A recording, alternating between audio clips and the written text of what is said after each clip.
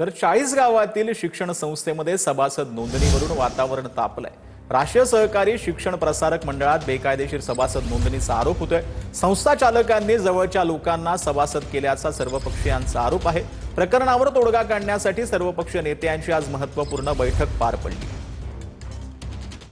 शिक्षण प्रसारक मंडळाचे त्यांनी परस्पर सभासद करून ती संस्था हडपण्याचा डाव जो आखला होता तो सभासदांना कळाला। 40 गावातल्या सगळ्या लोकांनी एकत्र येऊन ही मोहीम अतिशय तीव्र करून सगळ्यांनी लढावं। सर्व पक्षीय सगळ्यांनी एकत्र येऊन त्या संस्थेच्या बचावासाठी एकत्र राहावं ही भूमिका सगळ्यांनी आज मांडली। आज सर्व पक्षीय सभा झाली, त्यात असे आरोप झाले। ते जर म्हणतील की आम्ही नोंदणी केली नाही तर मी त्यांची जाहीर माफी मागेल। यामध्ये चौकशी लागणार, यातला काही गैरप्रकार असेल तो त्याचं काय असेल ते जनतेसमोर त्याचं येईल। तर बीडच्या परळीमध्ये नगरपरिषद इमारतीच्या कठाड्यावर चढलेल्या आंदोलकाला पोलिसांनी ताब्यात घेतलं। फैजना सुरवसे असे या तरुणाचं नाव आहे।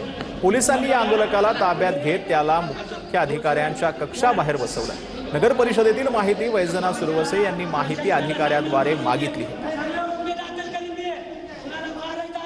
तर बुलढाण्याचे पालकमंत्री मकरंद पाटलांनी ध्वजवंदन कार्यक्रमाला न गेल्यानं नागरिकांची माफी मागितली आहे। अचानक तब्येत बिघडल्यामुळे मकरंद पाटील ध्वजवंदन कार्यक्रमाला अनुपस्थित होते।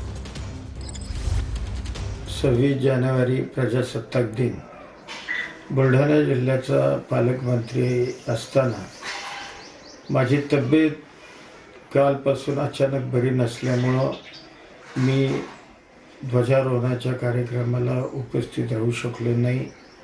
त्याबद्दल समस्त बुलढाणावासियांची मी मनापासून दिलगिरी